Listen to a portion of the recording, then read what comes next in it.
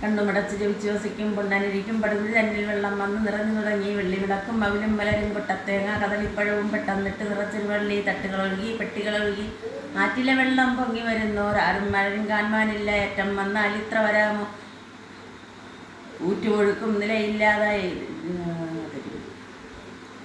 പാട് ഊറ്റുകൊഴുക്കും